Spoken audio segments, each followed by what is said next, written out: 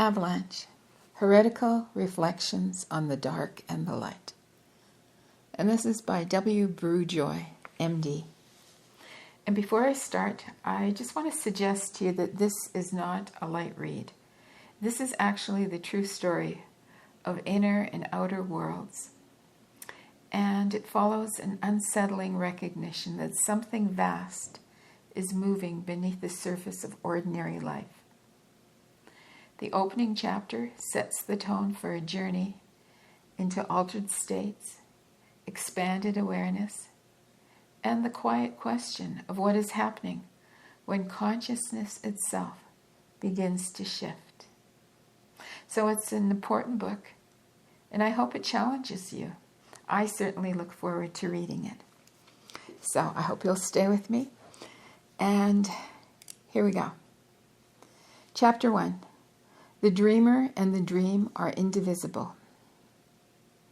The quality and overall pattern of the first major phase of my psycho-spiritual development were announced to me at the age of 9 by a wondrous dream. The end of that phase and the beginning of the next were announced exactly 3 decades later by a nightmare. The dream, age 9. Los Angeles, California. I'm running home to tell my mother that Christ has come, and I'm going to follow him. It's a beautiful sunlit day. I enter what is our home in the dream, a pure white adobe building, rectangular in shape, with a large wooden plank front door and wooden plank floors. With all the excitement and the wonder of a 9-year-old can express, I make this announcement and I beg my mother, my twin brother, and my older brother to follow. But they are not interested in what I have to say. I realize that I will leave home alone and follow this great being. When I awoke, I was overwhelmed simultaneously with ecstatic joy and profound grief. I told no one of the dream. Needless to say, I liked it, for I had a rich, warm feeling whenever I happened to recall it. But it seemed almost foreign to my sense of who I was at that time. The adobe house was nothing like any other of our homes had been, and neither I nor my family were religious in the traditional sense. The dream had to wait 30 years before I could appreciate how prophetic it had been. The nightmare, age 39, Lucerne Valley, California. This was an encounter with a very different aspect of God. It is night, with the fuel gauge indicating empty. I'm driving into a well-lighted service station to get some gasoline for my car. An Arctic white 1939 Plymouth with a louvered hood. And in brackets he says, such a vehicle was in fact the first car I ever owned. Close bracket. I am alone in the car. I notice in the shadows, just outside the station, a gang of Hell's Angel types, revving up their motorcycles. I don't feel they will be a threat, as the station is very well lighted. I park beside a gas pump, and I get out of my car to talk to an old man who is inside a glass enclosure 20 or 30 feet away from the pumps. He is a friendly old man.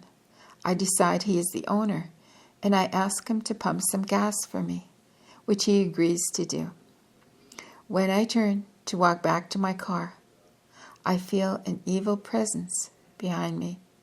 I think immediately of the Hell's Angels gang. When I turn to confront what I feel terrified to see that it is not just an evil presence. It is evil incarnate, himself, stalking me. I run to my car. I jump in, slam the door, and frantically roll up the window, manage to lock the door with my elbow. I'm letting out a sigh of relief when I look into the rear view mirror and I see that evil incarnate is sitting in the back seat of my car, locking eyes with me in the mirror. My hair stands straight up on end. I let out a scream and awake screaming. It was months before I could even begin my analysis of this dream, and 5 years before I told anyone about it. It was a dream that initiated the slow motion destruction of every one of my childhood, adolescent, and young adult values, both spiritual and temporal. It raped my innocence and left a wound that cannot be healed in a portion of my psyche. I did not realize, nor was I ready to accept if I had known, what had been announced through the dream, that my life, which had been markedly influenced at conscious and unconscious levels by the pattern of the positive polarity of Christ's life, had reached a turning point. The spiritual fall was to begin.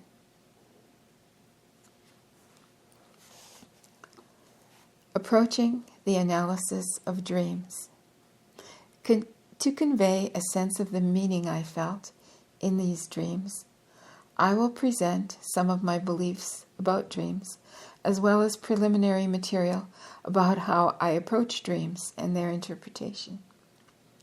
Dreams reflect actual forces at work in our larger beingness, no matter what our outer awareness is thinking or experiencing, or in what time reference our outer mind is framing things. The outer mind lives in a world mostly of its own making and has little, if any, idea of how tenuous and illusory that world actually is. For this reason alone, I continually repeat, the outer mind, the outer awareness, is 99.99999% comatose.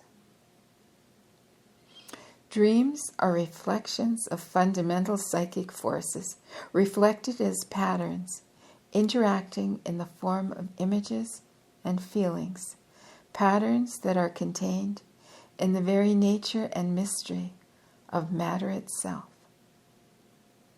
Dreams are our greatest and truest teachers, as they reflect our basic aspects in constantly creative variations.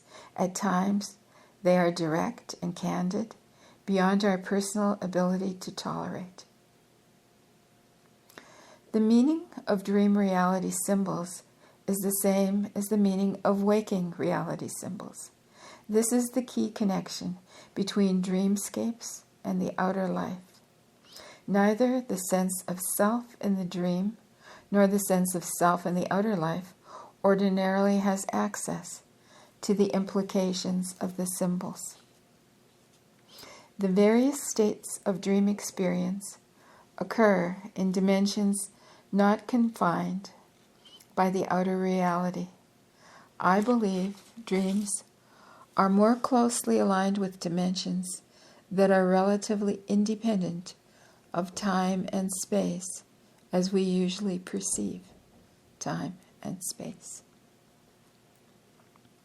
Dreams not only reflect an individual's personal, unconscious, material, physical, psychological, and spiritual, but they also reflect each individual's relationship to larger and larger human collectives, physical, psychological, and spiritual, from the individual's family to universal humanity and its relationship to the earth, in the past, in the present, and in the future. Therefore, some of our dreams may be of collective import and speak of our relationship to a larger whole, with little relevance to our individual sense of self, with its values, mores, and sense of spirituality. There is good reason to take the view of all possible experiences of the individual, including those of dreams, visions, fantasies, daydreams, hypnosis, deliriums, and drug states, as well as experiences of ordinary reality, are interrelating aspects of the individual's vaster self. Okay, I'm going to read a portion of that sentence again for clarity. There is a good reason to take the view that all possible experiences of the individual are interrelating aspects of the individual's vaster self. Purely outer senses of wholeness can never be complete and can only reflect a temporary stage of development.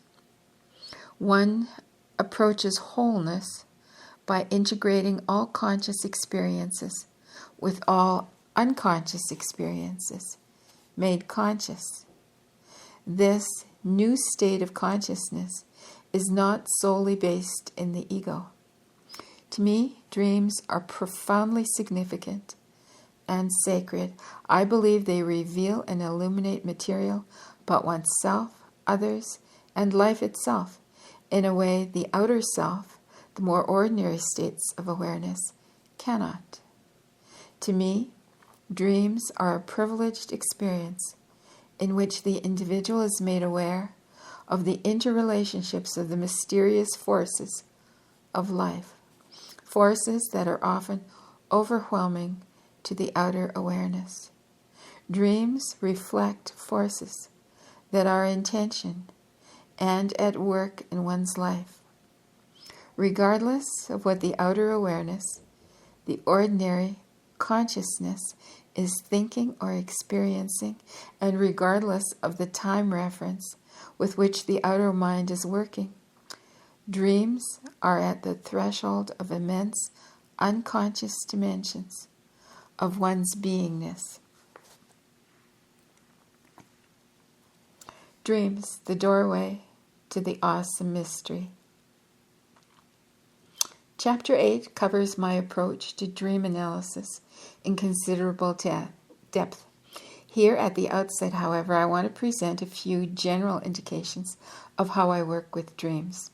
The technique I use differs from the more common ways of trying to understand dreams.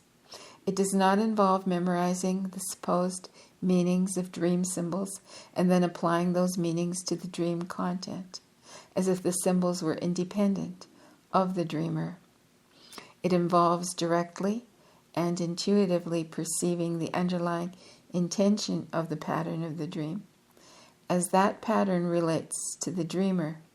This technique is learned through an induction process, wherein someone who has the ability to work intuitively with dream symbols and their relationship to the dreamer directly stimulates a similar potential in a student. This induction process occurs while the teacher is actually interpreting dreams.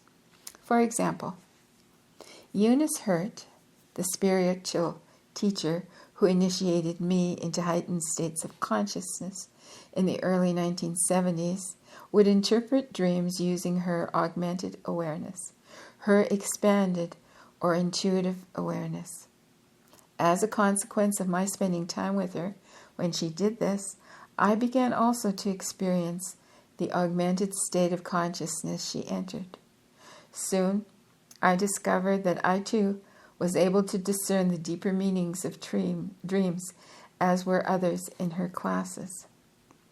This approach to interpretation accesses a vast state of consciousness that has information about the dream and the dreamer, not known to the outer awareness of either the dreamer or the person interpreting the dream.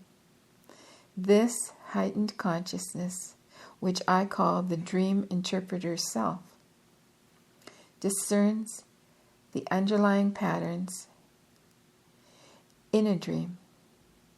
These patterns form the basis of the language of the vast individual unconscious as it blends imperceptibly with the even more vast collective unconsciousness.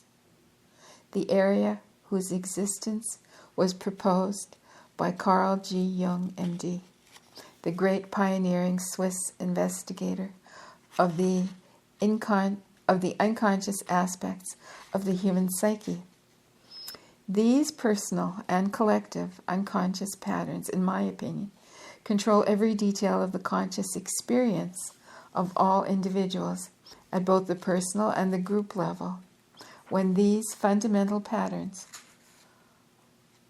are disclosed in a dream and then brought to awareness, the areas in the dreamer's life that are influenced by them become apparent and predictable. This approach also acknowledged that both individual and collective reality are determined by the patterned forces of the unconscious, and that these patterns therefore directly influence both the dream life and the waking life of the individual. For this reason, when people do not have a dream to present in a group discussion, I may simply ask them to relate the events of the day, and to do so as if the events had occurred in a dream. I then use the same state of heightened awareness to interpret the patterns behind those events, as I would if a dream had been presented. The results are exactly the same. Dream material has even deeper and richer meaning for me when I move to a state of consciousness where an awareness of life's ultimate grace and mystery are rekindled, the grace and the mystery of existence itself. The fact that I exist at all is a miracle beyond anything I can understand or even contemplate meaningfully. When I re-experience this most awesome perspective, I am brought to the fundamental realization that all of life is an astonishing and awesome mystery. I feel an immediate and profound reprioritizing of my values and concerns. Suddenly, concepts about the world are only concepts about the world, and I recognize that what's real is something unknown, something far greater than anything our concepts might reveal. Trees are not just trees. Butterflies are not just butterflies. Cats are not just cats. Christ is not just Christ. And evil incarnate is not just evil incarnate. Each becomes an aspect of something unfathomable. The experience of life as being seamless begins.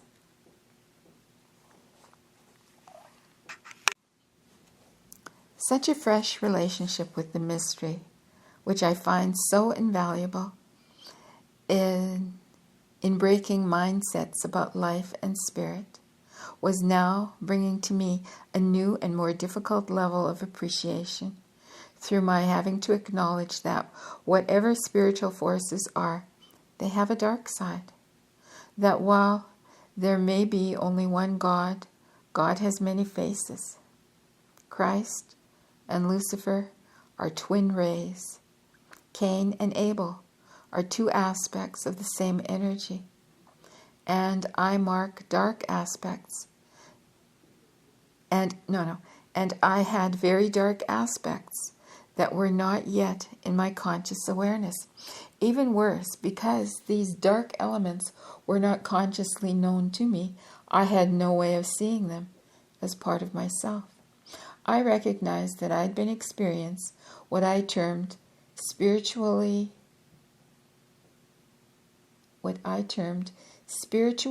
exclusively through positive filters. Okay, let me read that sentence again.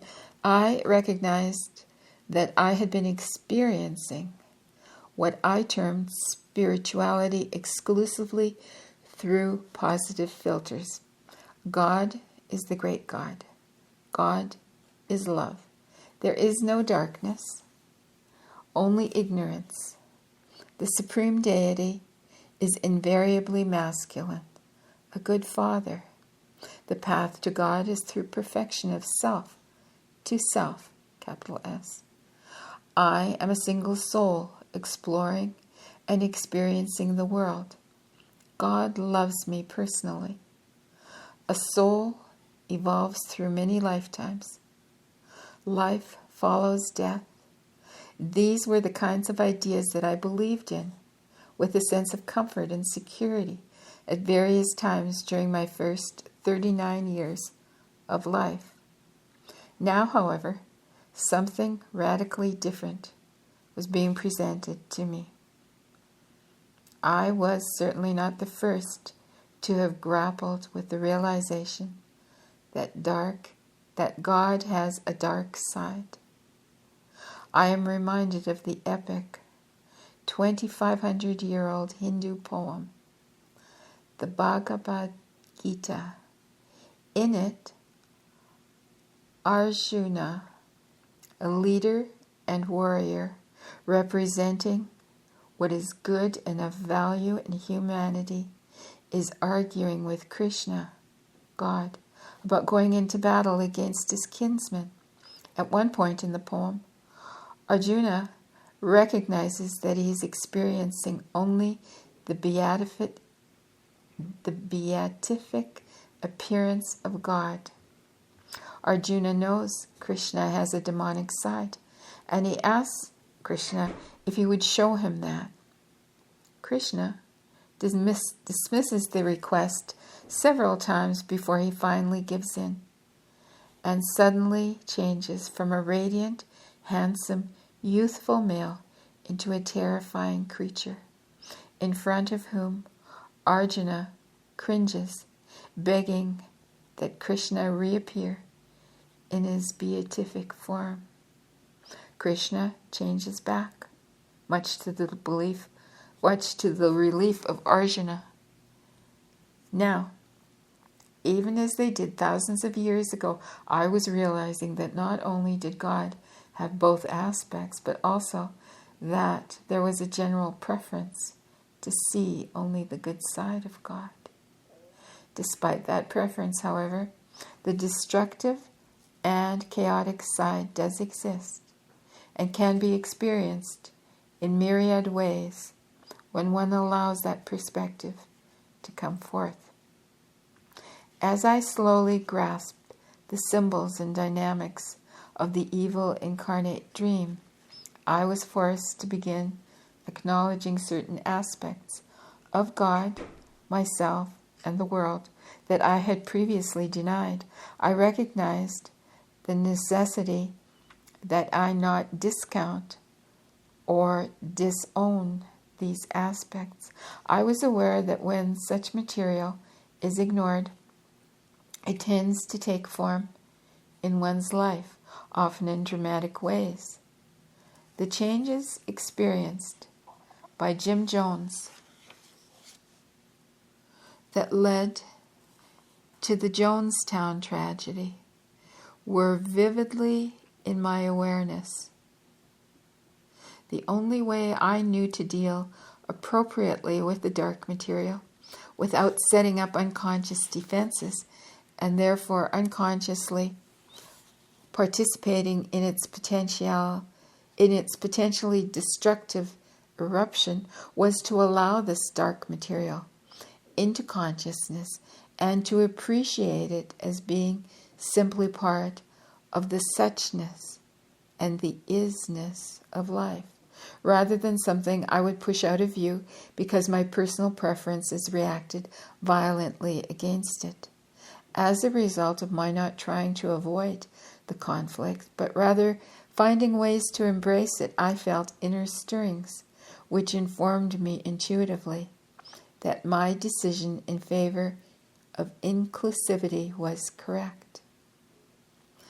Having realized that other viewpoints regarding God were now possible, I suddenly recognized that all my feelings, statements, and thoughts about God and the world during the initial phase of my spiritual development had been what I preferred to feel, say, or think about God and the world.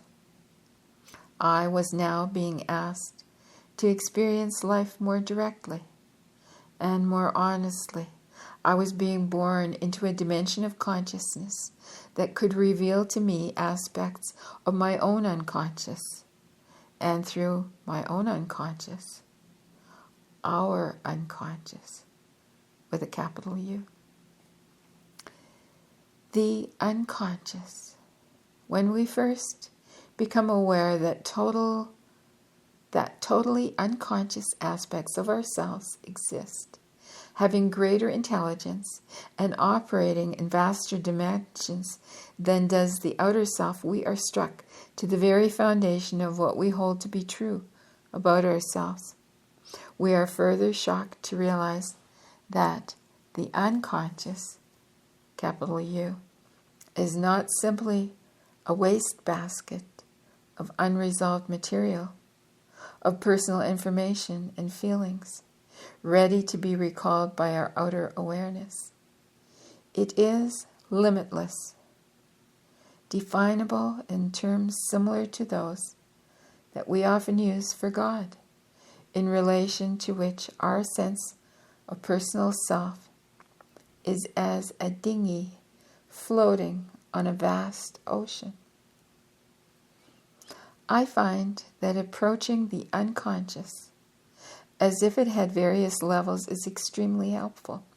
For a human being, there is the personal unconscious, which reflects one's unconscious personal material, including the disowned aspects that are unacceptable or inappropriate to the outer sense of self.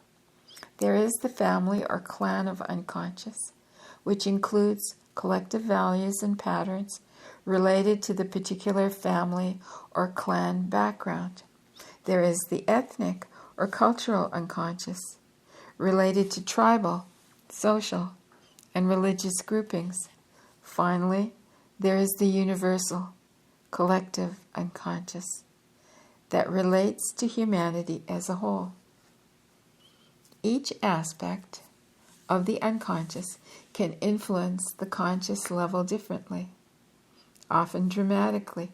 For instance, the destructive elements of the personal unconscious can have a certain impact in the life of an individual, but destructive elements of the universal unconscious have far greater consequences when they are erupting through that same individual. As an example, one might contrast the personal unconscious destructive elements of Adolf Hitler and the collective unconscious destructive elements that manifested through Adolf Hitler.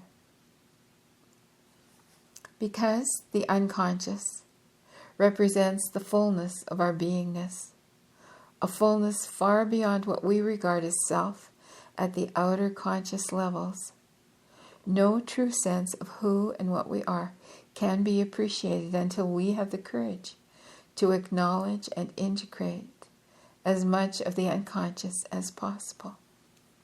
Without at least a rudimentary understanding of the unconscious, there can be no sense of wholeness, which is the fruit of genuine spiritual unfoldment. Over the 15 years I have studied individuals' dreams, I have come to appreciate a difficult perspective that not only is there a direct relationship between what is transpiring in a person's dreams and what is transpiring in the individual's outer life, but also that the unconscious dynamics or forces present in dreams reflect the actual forces that are causing events and relationships in the outer life of the individual, from the fetal stage to death. When the unconscious aspects of ourselves are taken into consideration the idea that infants are blank tablets to be molded primarily by the environment, parents, and contemporary society, becomes tenuous, and these external influences are seen as clearly secondary to the unconscious forces.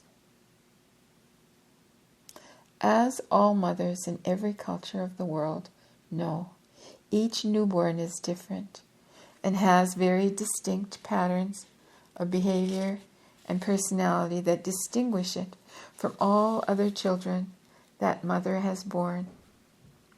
From the perspective that unconscious forces regulate health, disease, and events in the life of the individual, we can readily appreciate that the conscious or cognitive mind is not the important causal consciousness, the primary consciousness of any individual at any stage, from conception to death. This realization should help to soften some of the objections put forth by those who insist that the fetus, infant, and child are not developed enough to be responsible for events that occur in their lives. The fetus, infant, and child are not innocent of the circumstances that transpire around them, although their outer cognitive minds, or what has to that point developed as their outer cognitive minds, may perceive such events to be unconnected to themselves. I'm going to read that sentence again. The fetus, infant, and child are not innocent of the circumstances that transpire around them, although their outer cognitive minds may perceive such events to be unconnected to themselves. The unconscious of an infant is as fully developed as the unconscious of the elder. The fetus, infant, and child simply have fewer tools than do the later stages of development with which to be conscious of the expression of the unconscious. From the foregoing, it should be plain that what I am addressing in regard to the unconscious involves far more than the instinctual aspects of biological life. The unconscious includes the instinctual patterns, but the instinctual patterns do not include most of the unconscious patterns to which I am referring. Dreams and disease. A dream of death. As one explores the unconscious more deeply, including its foreshadowings of forthcoming events, one recognizes that even the outcome of illness can be recognized in dreams, if one has the courage to bring such difficult material to consciousness. Let me give you some examples of how dreams can relate to disease in this fashion. The following dream was presented to me by a 19-year-old girl. And I say girl because psychologically she was premenstrual, somewhat around the age of 12. She had a widespread cancer, a lymphoma. I am with my girlfriends. We are attempting to cross a concrete spillway for a river at the point where it empties into the ocean. There is no water in the river. The crossing point is high above the seashore area. All my girlfriends are able to cross, but when I get halfway, I fall into the sand below. I am not hurt. The dream ends. When I heard the dream, I knew this 19-year-old would die. The dream said so.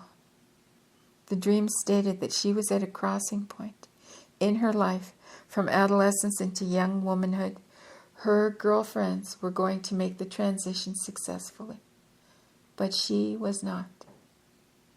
The dream stated, in fact, that her life force had run out, which was reflected by the image of the dried-up riverbed.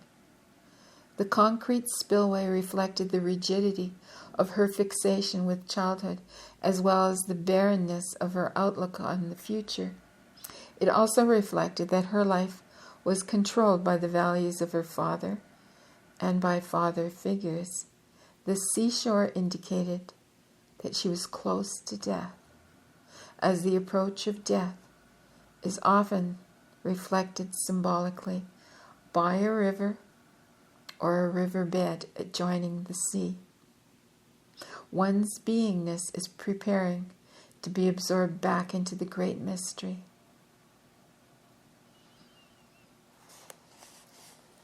And then there's a section in brackets here, so open bracket.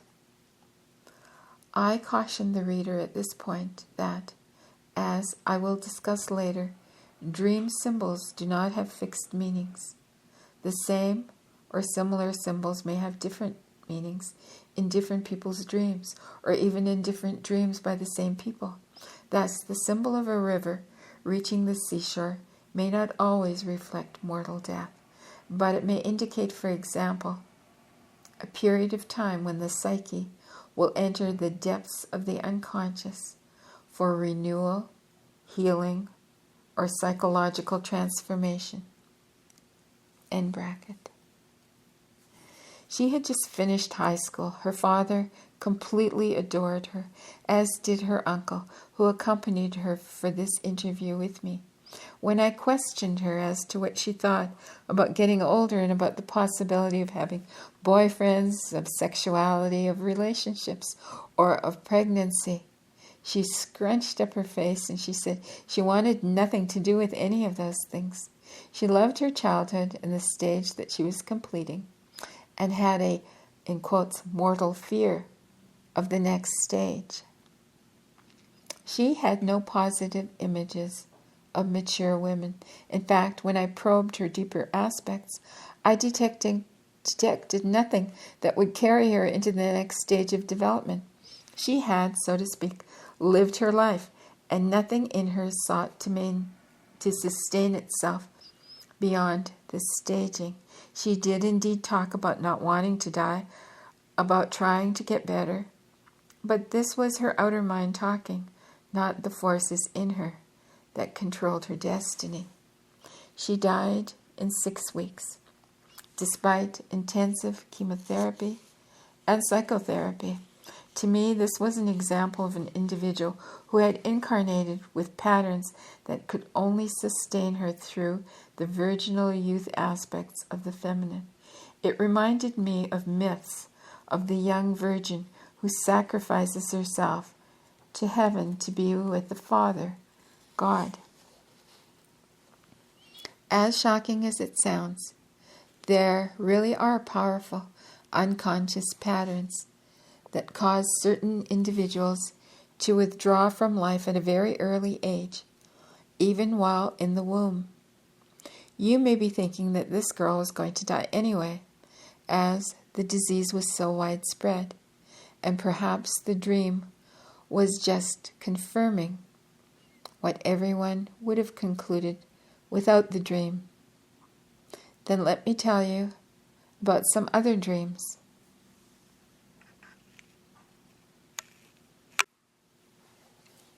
A dream of transformation. A 36-year-old male with both a neurological evaluation and brain scans revealing what was tentatively diagnosed as rapidly progressive brain tumor came to the island of Kauai to seek counsel from me. His health had been generally excellent except for viral meningitis,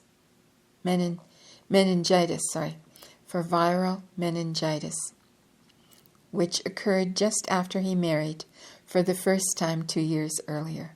For most of his life, he had great difficulty expressing his feelings and usually avoided emotional content by escaping into his mental, conceptual levels. He tended to be critical and judgmental, often viewing the world in terms of black and white values. He was compulsive and perfectionistic in his work as the manager of an art gallery. He had recently been under great pressure at work. He smoked cigarettes and was concerned that they might be damaging his health. I asked him about any recent dreams. He told me that he had dreamed the night before coming to see me. He was amazed, as he had remembered only a few dreams since experiencing a recurring nightmare around the age of 7 or 8. This was his recent dream. I was in a house, walking down a long hallway. I am opening doors and peering into many rooms. There seem to be more rooms than I expect to find. In one of the rooms is a large TV set, which has an electrical malfunction. Although the set is not turned on, it is smoking. Men are working on this television set. I feel that they are going to be able to repair the set. There is a large social gathering of some sort in the living room. I join this social gathering. The dream ends. Here was a dream announcing that no matter what the medical diagnosis was, or what the probability of death might be, death was not going to occur, at least not from anything in the head area at this time in the dreamer's life. Whatever the problem was in his brain, it was being repaired, as represented by the men repairing the television set. And then it says in brackets, the television is a good modern way to represent the head, since it provides us with the same experience that we have when we look out through our eyes to see the world. Close bracket. The smoke coming from the set reflected some kind of deep-seated inner conflict that was not evident in his dream, although it might have been partly related to his use of cigarettes. The fact that the television set was smoldering, though not turned on, reflected that the inner conflict was outside his conscious awareness and control. A house, even if unfamiliar, generally is symbolic of self.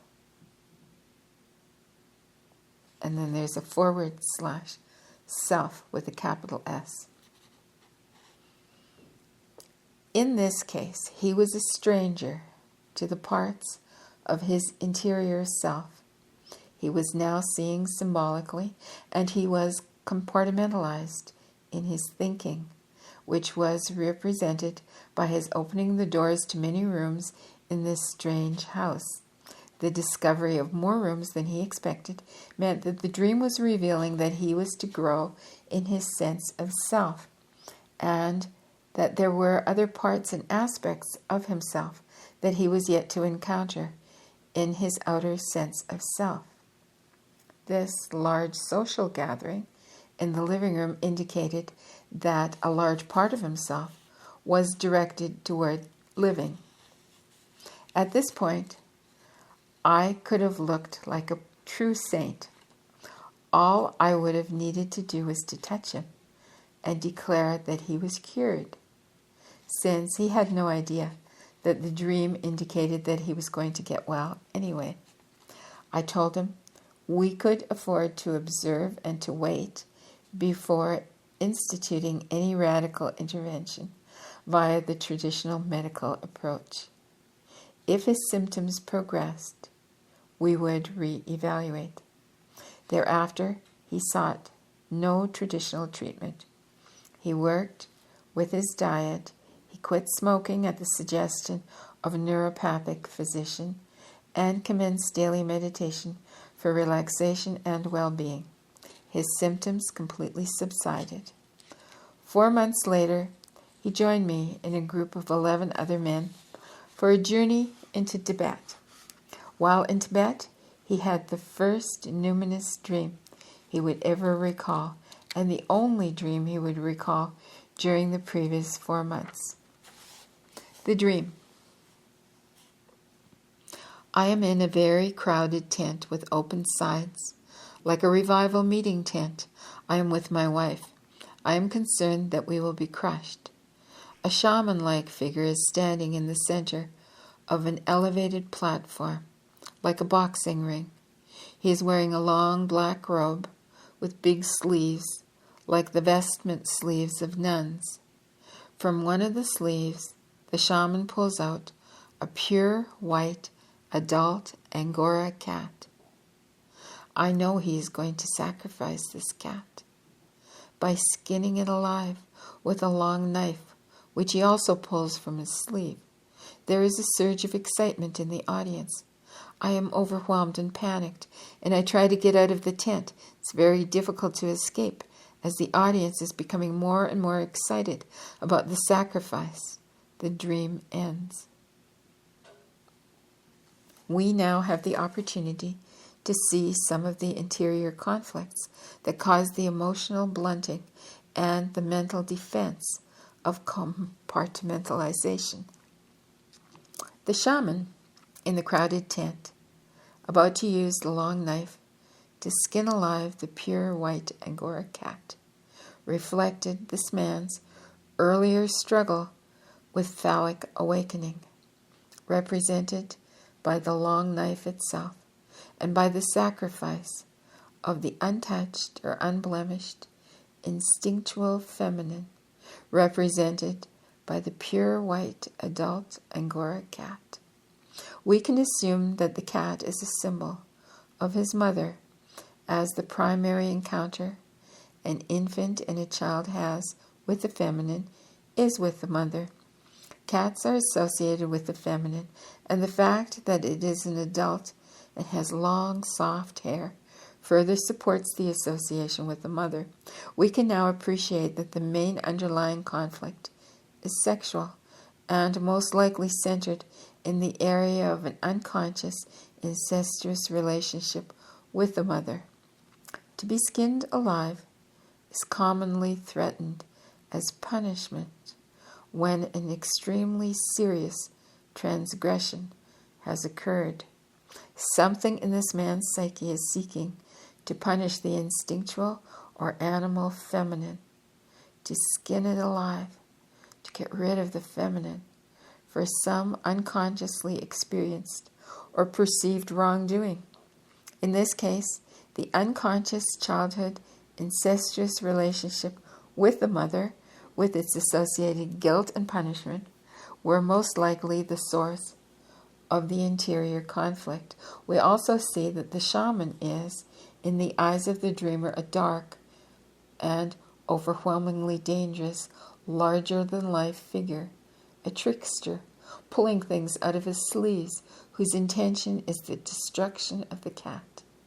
This suggests that his childhood sense of self is afraid of some sort of evil adult interior self lurking behind the scenes, one that is destructive and devious and that might overwhelm him and cause him to commit some heinous act with a mother or any mother equivalent. The religious undertones were clearly evident in the image of the revival tent and of the long robe with the big sleeves worn by the shaman. This was actually a blended image, as, on later questioning, the dreamer revealed that the robe reminded him of the vestments of Catholic priests, but the big sleeves reminded him of the vestments of nuns, where he felt they hid their hankies. The hiding of hankies can be associated with the hiding of feelings.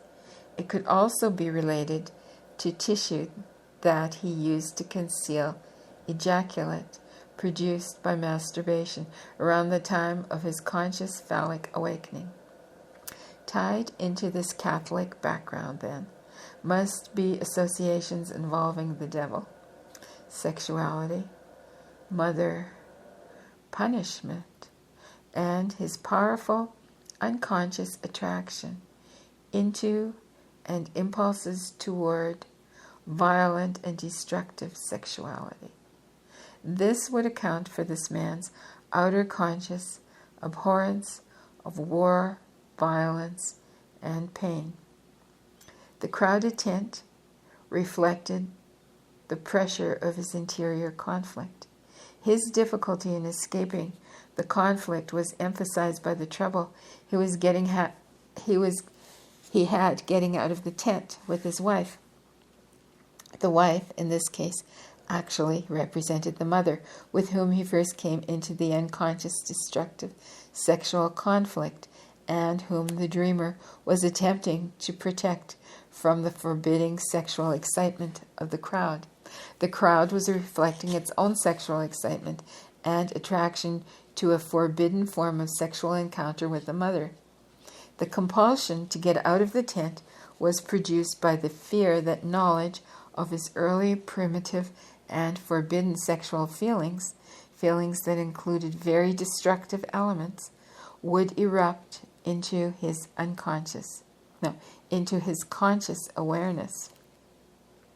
The immense guilt, the fear of reprisals, and the dreamer's destructive phallic relationship with the mother, all at an unconscious level, set the stage for him to close off from his emotions and feelings, relegating them to an unconscious existence until he had enough maturity of consciousness to integrate them. The intensity of the unconscious interior conflict can easily be seen as sufficient for it to be a nidus for whatever is happening in the central nervous system. It certainly accounts for the blunting of his emotional development, causing him great difficulty in relating at any depth to women, including his wife. Relating to art forms, any art forms, was a safe way for him to handle a relationship with the feminine as opposed to his dealing with the actual human feminine. And then he says in brackets, I first appreciated this realization through the writings of Aeneas Nin, in bracket. The defense against the destructive sexual and emotional aspects of his unconscious would then cause him to prefer the mental and abstracted realms of the mind rather than the physical, emotional, and sexual realms when dealing with the feminine. In further pursuit of the deeper unconscious material, this man revealed on subsequent interrogation that he had been attached to his mother until he was 7 or 8 years old, when he started to have frequently recurring nightmare which terrorized him for many years. The nightmare, which was always the same, was as follows. Just as I fall asleep, a 2-foot square opening appears on the wall above my head, and a small, supine mummy wrapped in black strips of cotton floats out. He would awaken terrified. The man also remembered an episode that occurred at about this age when his mother said to him, What happened to the happy, outgoing little boy that you used to be? We now know that the unconscious conflict was activated around the time of the initial nightmare, as the initial nightmare and the change in the relationship with his mother occurred at about the same time. My interpretation of this dream is that the mummy, closely related to the word mummy, so the M-U-M-M-Y, closely related to M-O-M-M-Y, represents the revealing of evidence of some terrible crime that was, at an unconscious level, committed against the mother by an aspect of the child's psyche, some sinister, destructive, demonic, evil, totally unacceptable aspect of his unconscious self is attempting to be birthed into the conscious awareness. And there is no mature vehicle to handle the integration of the disowned aspect. Being bonded to the mother is reflected by the black cotton wrapping strips. That it is interpreted by the dreamer as a nightmare implies that he did not, and perhaps still does not, have enough strength to handle the darker forces of his unconscious nature. When we have to imagine an object of attraction as evil, dark, and demonic, we do so to be able to have some control over it, to help break the power of its attraction. When I inquired as to whether he had any conscious thoughts of wishing his mother dead, he responded immediately that he had had no such thought, but that he had been upset with a sibling who stated he wished the mother were dead. His all too rapid denial of having had any destructive thoughts directed towards the mother strongly supports the working hypothesis that this man's primary unconscious conflict is a childhood incestuous relationship with the mother. It became apparent to me from his history that, following the nightmare, the outer affective change in the relationship with his mother, he symbolically continued the attachment to her in the form of devotion to the Catholic Church. At age 11, he experienced extremely painful guilt over the fact that he masturbated. He thought it was bad and evil until a priest explained to him that it was a sin only because it represented the selfish experience of a pleasure that was intended for the sacrament of marriage. This assuaged his conscious guilt. He remained devoted to the church until he was 13 or 14, when adolescent rebellion replaced devotion. He became another planet. No, sorry. He became contentious with the priests. His grades fell. He felt like he was from another planet. And he regarded people who believed in the church as superficial and unthinking. All his actions were further defenses against the unconscious relationship to his mother and to the larger mother energetics of his unconscious. With this historical perspective having been presented, we can jump forward to when he was in his late 30s.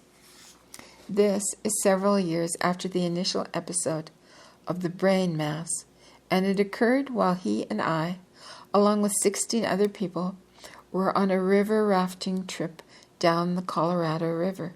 He told me then of a recent dream he thought might interest me. I was approaching a large old prospector's shack. The terrain was similar to that of the high desert of Southern California. I became aware that there is a very dangerous black or dark-colored monster in the large cellar under the floor of the shack. A trapdoor in the floor of the shack leads to the cellar. I'm both fearful and yet also calm, for I know the monster is not trying to get out, and I have no intention of opening the trapdoor. The monster is aware of me, and I am aware of it.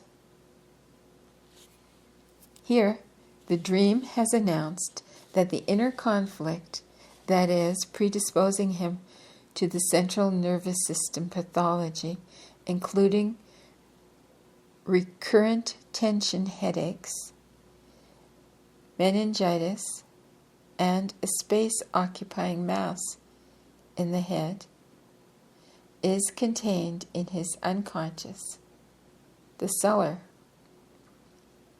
He indicates, in telling me the dream, that it is a large cellar and that the monster has enough room.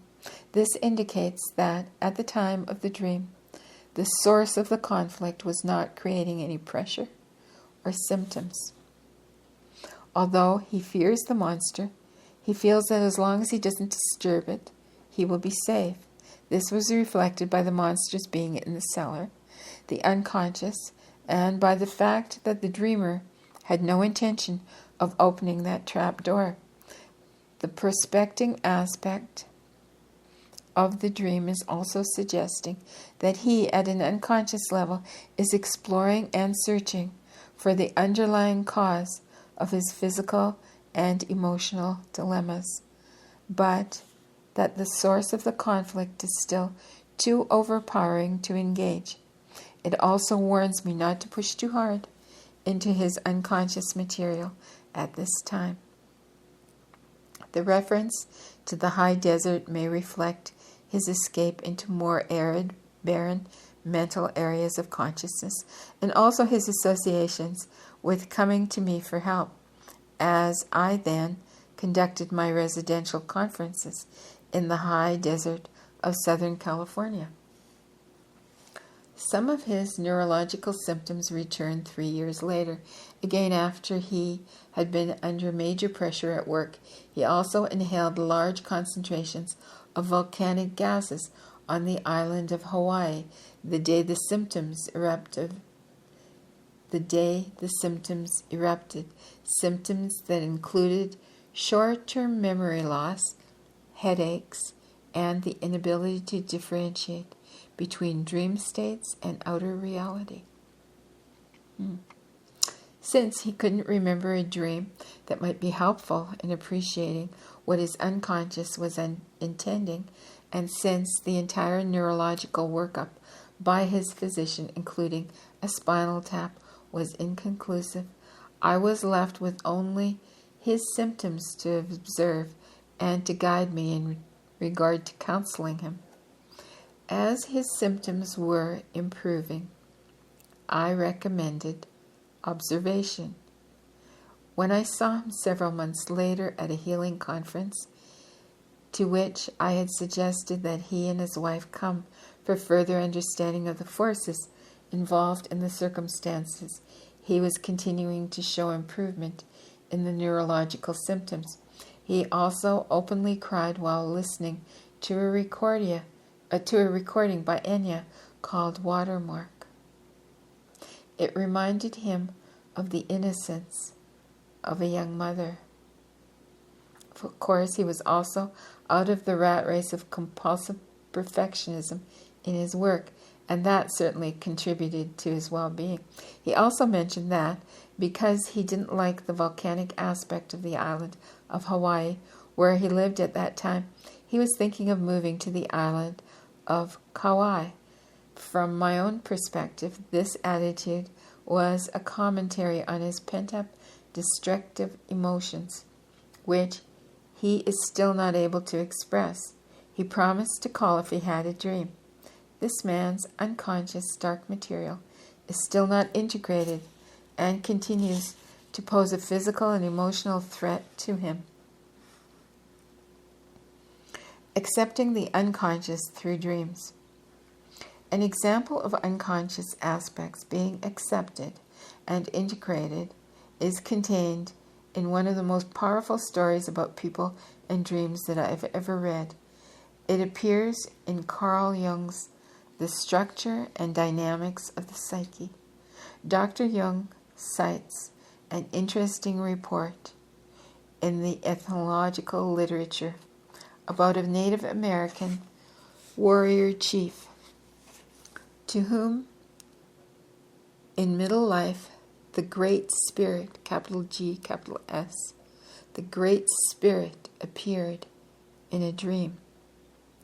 The Spirit announced to him that from then on he must sit among the women and children, wear women's clothes, and eat the food of women. He obeyed the dream without suffering a loss of prestige. End quote. What a remarkable man the chief was. He had realized that, as is true for all males who engage principally masculine pursuits for most of their lives, the natural forces that supported those pursuits had run their course. He further realized that to bring about balance and an even greater life experience, he should actively participate in the solution offered by the dream. We have a real privilege, if we pay attention, to witness the mystery of the larger life as it dances through us. Few of us have a dream where the literal interpretation of the same. Few of us have a dream where the literal interpretation is the same as the symbolic interpretation, as was that of the Native American warrior chief. Yet, all of our dreams reflect the creative process of life as it seeks to balance, to heal, and to harmonize.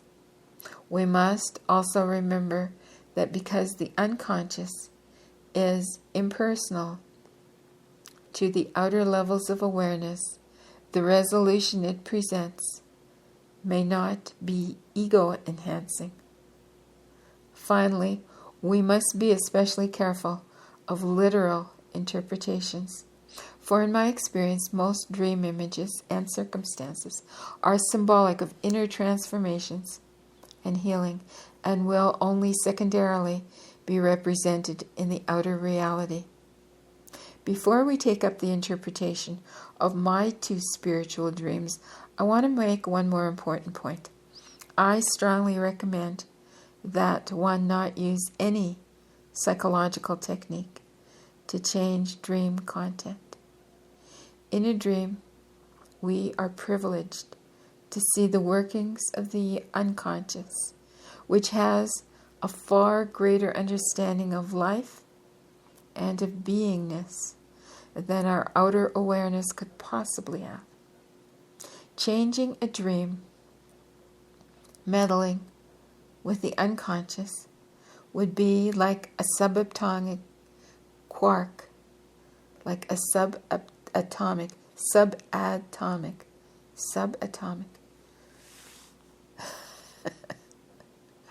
All right, let me start the sentence again. Changing a dream, meddling with the unconscious, would be like a subatomic quark in an atom, in a molecule, in a cell, in a hair on the tail of a dog wagging the dog.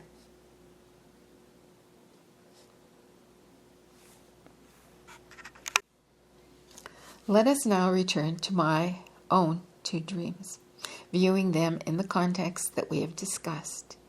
See if you can catch their significance and how they interrelate to each other.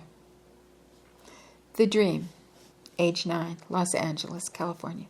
I'm running home to tell my mother that Christ has come and I'm going to follow him. It's a beautiful sunlit day. I enter what is our home in the dream, a pure white adobe building, rectangular in shape, with a large wooden plank at the front door and wooden plank floors.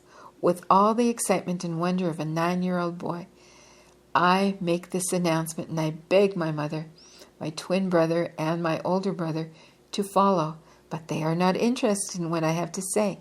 I realize that I will leave home alone and follow this great being.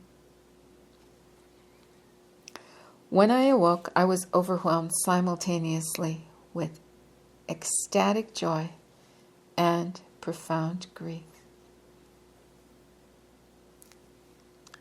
Now, the nightmare, age 39, Lucerne Valley, California. It's night. The fuel gauge indicates empty. I'm driving into a well-lighted service station to get some gasoline for my car, an Arctic white 1939 Plymouth with a louvered hood. I am alone in the car. I notice the shadows just outside the station, a gang of Hell's Angel types, revving up their motorcycles. I don't feel they'll be a threat, as the station is very well lighted. I park beside a gas pump, and I get out of my car and talk to an old man who is inside a glass enclosure 20 or 30 feet away from the pumps. He is a friendly old man, and I decide he is the owner, and I ask him to pump some gas for me, which he agrees to do. When I turn to walk back to my car, I feel an evil presence behind me. I think immediately of the Hells Angels gang. When I turn to confront what I feel, I am terrified to see that it is not just an evil presence. It is evil incarnate, himself, stalking me. I run to my car. I jump in, slam the door, frantically roll up the window, and manage to lock the door with my elbow. I am letting out a sigh of relief when I look into the rear view mirror and I see that evil incarnate sitting in the back seat of my car, locking eyes with me in the mirror. My hair stands straight up on end. I let out a scream, and I awake screaming. In the first dream, Christ represents an aspect of the vast self. He is often interpreted as representing the first fully human state of consciousness beyond the animal nature on the path of development into full beinghood. Esoterically, he represents the awakened heart chakra, or fourth state of consciousness in the chakra system, cosmology of the East. Thus, even when I am at that early age, the deep psyche is announcing it will approach the deeper awakening into being via the illuminated heart center. The Christed patterning as teacher, healer, and priest will pervade the unfolding sequence. The dream indicates the special bonding between mother and son, an announcement of the pattern of the divine child and the divine mother, the purity and simplicity of the adobe house, elaborate the ancient theme of being born to simple and humble surroundings. It also compensates for and conceals an unconscious drive to power and wealth. The day is beautiful and sunlit, which further plays on the theme of conscious spiritual awakening. The father is absent, meaning the main emphasis is to come from the mother. The rectangular white adobe house is also a reference to the purity, innocence, and divinity of the temple of the mother, whether this be the outer relationship between us, the inner unconscious relationship between us, or the experience in her womb. The breaking of the bonds of family is revealed by the fact that no one will come with me to follow Christ. The New Testament refers to this in Luke 14:26, and this is the New International Version. If anyone comes to me and does not hate,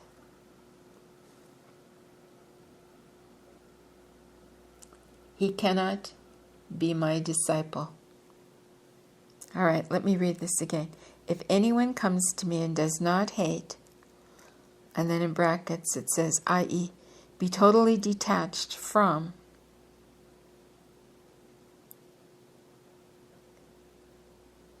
in bracket, be totally detached from his father and mother, his wife and children, his brothers and sisters, yes, even his own life, he cannot be my disciple. All right, let's read that one more time. If anyone comes to me and does not hate his father and mother, his wife and children, his brothers and sisters, yes, even his own life, he cannot be my disciple. A person must enter alone, free from the usual patterns that bind most people to ordinary states of awareness. For 30 years, the pattern disclosed in that dream had unfolded in my life. But a basic principle of unconscious dynamics is that whenever a polarity has been overlived without having been balanced by its counterpart, an eruption of the counterpart can be expected. This was evident in the dream of the Native American chief, and it is evident in my evil incarnate dream. The evil incarnate dream begins at night, which represents the feminine principle, the unconscious, the life force that was animating my experience up to that time. The life force that was animating my experience up to that time was nearly exhausted, as was reflected by my driving on empty. My persona, or mask, was reflected by the Arctic white 1939 Plymouth with the louvered hood. This was the mask of purity and simplicity referred to in the first dream, with the addition of an adolescent touch, the louvered hood. Since my first car actually was a 1939 Plymouth, which I painted Arctic white when I purchased it at the age of 16, I was at that time unconsciously creating an extension into the material world of the persona of purity and innocence, which was earlier reflected in the dream about Christ.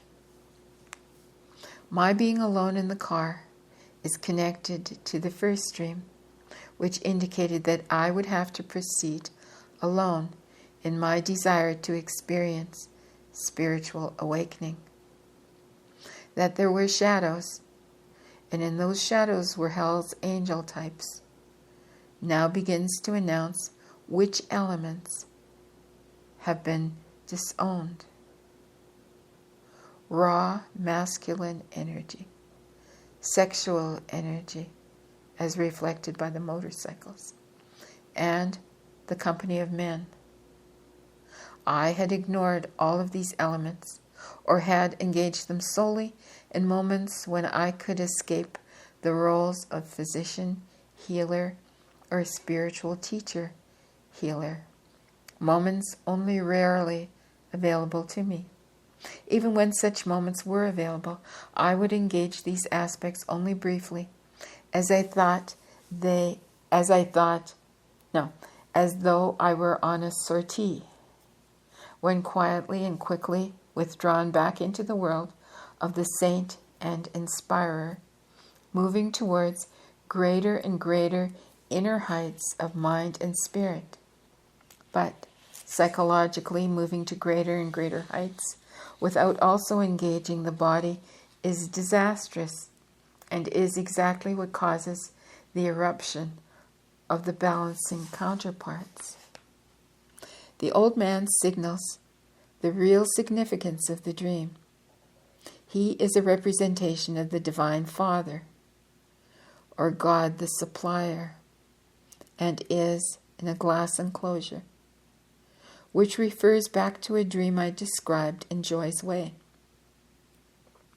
That dream occurred after I had been traveling in India. In it, I was in the center, on the second floor, of a crystal 2-story house where I could see into all the rooms, as all the floors and rooms were transparent. In the present dream, the old man in the glass enclosure can see both the white element, me, as I had regarded myself until the time I had the dream, and the dark elements, my disowned aspects. When I turn my back on the old man, that is, expose my unconscious side, the good Father, God, becomes its counterpart, evil incarnate. I am horrified and run back to my 1939 Arctic white Plymouth, meaning that I am not prepared to face the dark and destructive side of my own nature, of the nature of life itself. My getting into the car is like getting back into the womb, protected and safe. The open side window shows me the key to my awakening, vulnerability. A closed window is safe and secure, and nothing new can enter. An open window is an access to infinite possibility. I close the window, but as Ovid stated, too late. I grasp my shield. The counterforce to everything I had represented and celebrated as spiritual and as spirit itself was inside me, represented by evil incarnate, being in the back seat of the car. Seeing something in a mirror suggests mirroring back what one is. Thus, I was going to see and to experience my dark side regardless of personal preference. The psychic tension of being confronted with unadulterated evil is always too much for the outer awareness. Waking up to such larger aspects of spirits is painful and frightening, forcing an initiation into a vehicle of awareness that can handle the new truths. In the Judaic tradition, the dark side of God, in the form of jealousy, retribution, destruction of the enemy's firstborn sons, floods, plagues, tests of faith, as in the case of Job, and directing people to and supporting the acquiring of territory through war, as in the taking of the land of milk and honey, is appreciated and accepted.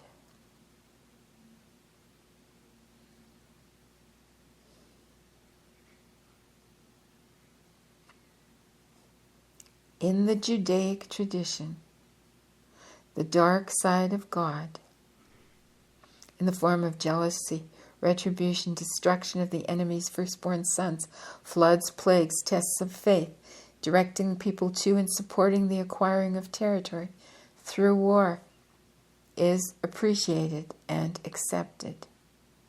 In the Christian tradition, however, the dark side of God is all but forgotten, as Jesus and his attributes supersede the Judaic image of God. One doesn't see the dark side of Christ until the book of Revelation, when Christ, as he goes forth to eliminate the forces of evil, takes up not just one sword but two. From an even deeper psychological viewpoint, the dark side of Christ erupts in the form of Lucifer, the enslaver of humankind. And from a larger psycho-spiritual viewpoint, Christianity simply contained the dark side of God in Lucifer and presented the positive and constructive aspects of God in Christ. Indeed, it was a frightening dream, but horrific dreams, as with horrific outer events, contain the energy of great transformation. This nightmare, though it crushed my innocence and initiated me into the fall from grace, was the prelude to a period of extraordinary personal expansion and increasing maturity. And that concludes Chapter 1. Chapter 2 is entitled The Fall from Grace. And I hope you'll join me there. Please like and subscribe and press the notification bell if you want to be assured of being notified of further readings. And till soon.